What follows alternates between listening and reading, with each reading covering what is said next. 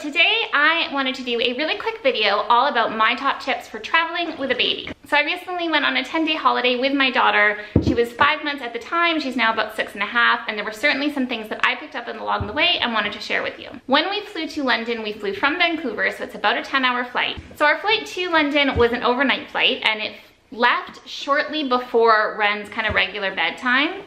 And this made all the difference in the world. She was already sleepy as we were getting onto the flight, and after I fed her, she pretty much slept the remainder of the flight. She was up and down a little bit, obviously with people walking by and just noises and stuff like that, but for the most part, she slept that whole flight.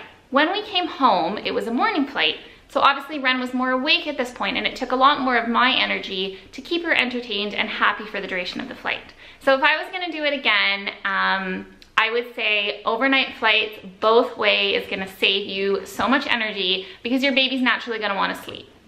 This being said, obviously you don't always have the pick of every flight. Sometimes you wanna book flights based on price and layovers and stuff like that. So, you know, take it with a grain of salt, but if I was gonna do it again and I had the choice, I would book a overnight flight for both trips. If you can find a row of seats where there's like 3 or 4 or 5, try and book the 2 end seats for you and your traveling partner in the hopes that somebody might not book 1 seat between you. So the plane that we were on had a row of 3. We booked the 2 end seats in hopes that nobody would book the middle one. If somebody decided to book that seat between us, we would offer them the aisle seat, and kind of assuming that most people would choose to sit on the aisle rather than in between a party.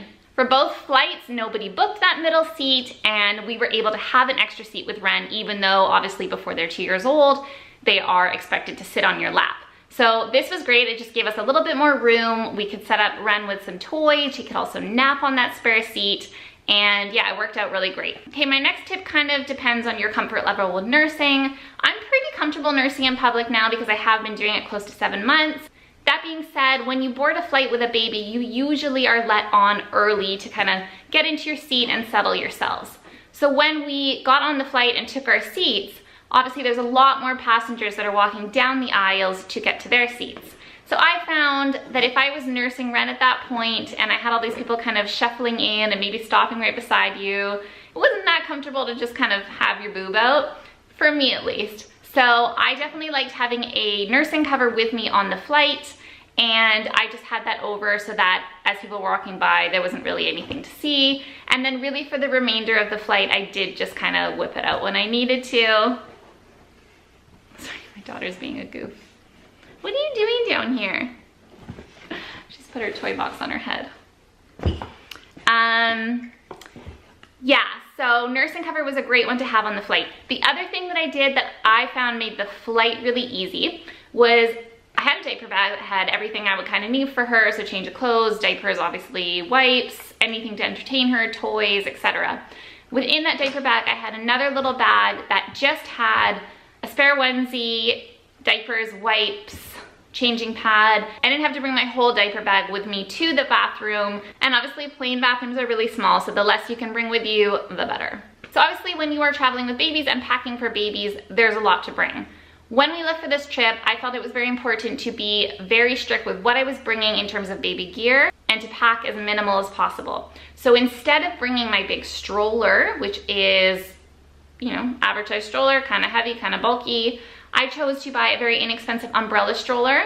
Ren was kind of at the borderline point of being too young for the stroller, so when I started using it in London, I ended up padding around her tummy so that she felt more supported. However, probably by halfway through the trip, she was totally fine to use it. I also took a baby wearing wrap with me, so I thought about bringing our baby Ergo, but again, it's kind of bulky, and I thought trying to put that into a day bag every day would take up a lot of room. So every day I went out, I had the umbrella stroller and I had the baby wrap.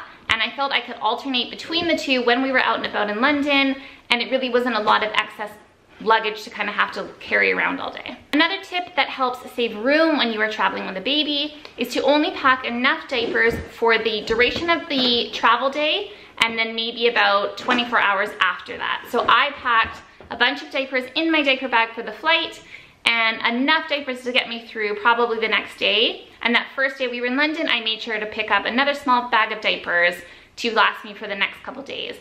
If you are traveling somewhere and then you know you're gonna be in one spot for an extended period of time, go ahead, buy more diapers when you get there. But we were traveling around a little bit and I found it was easier to just have enough diapers for a couple of days so I wasn't basically filling my entire suitcase with diapers. I know it's not the most economical option because obviously when you're buying smaller packages of items, it's gonna be paying more per diaper.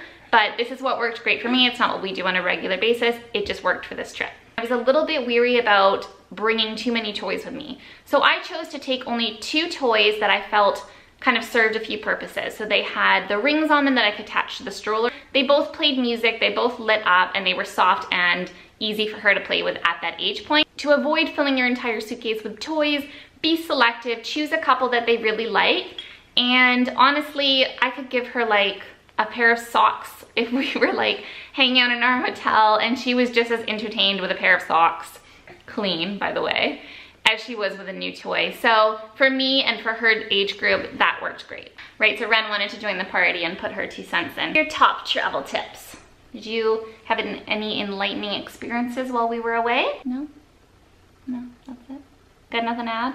Depending on where you're staying, call ahead and see if they are able to add a crib or cot to your room. The flat we rented in London off Airbnb was owned by a family and they had 2 young daughters, and because of that, we're able to share their baby gear with us.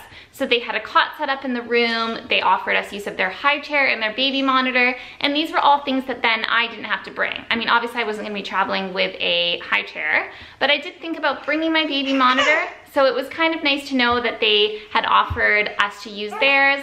So keep that in mind when you're booking your accommodations. Even hotels, sometimes they have baby gear that they don't necessarily advertise on their website, but if you call ahead, they can arrange to have it in your room when you get there. Depending on the city or destination that you're going to, take advantage of your fees. Now again, this is gonna depend on how far away your accommodations are from the main tourist locations that you're going to or places that you wanna sightsee.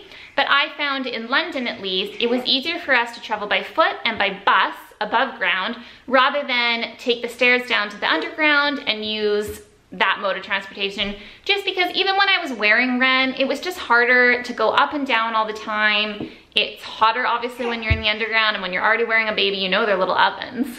So I just found that I was too much of a sweaty mess to be going up and down those stairs and walking through the tunnels. So we found it a lot easier to travel by foot and by bus. This tip is obviously not going to be relevant if your child is over 5 or 6 months, but I had quite a few people tell me, I don't want to say horror stories, but maybe stories about traveling with a 9 or 10-month-old and how it differed from traveling with, say, a 4 or 5, 6-month-old. So I really wanted to do Ren's first trip before she got to the point where she was crawling or really having an urge to be mobile. My tip regarding this would just be to go traveling. Don't overthink it, and if it works into your budget and works with your holidays, then definitely travel with your baby. Don't be scared. It's really doable, and obviously you have to know your baby and know what their capabilities are and all of that, but I knew that Ren was a really chill baby and she always kind of goes with the flow. So she maintained that personality when we were traveling and it worked out great. Right, so those are my top tips for traveling. Like I said, there were just kind of a few that came to the top of my head and I wanted to share with you. So hopefully they are helpful and you are able to put them to use with your next trip with your baby. And if you liked this video, give it a thumbs up. Subscribe to my channel if you have not already. Thanks so much for watching, guys.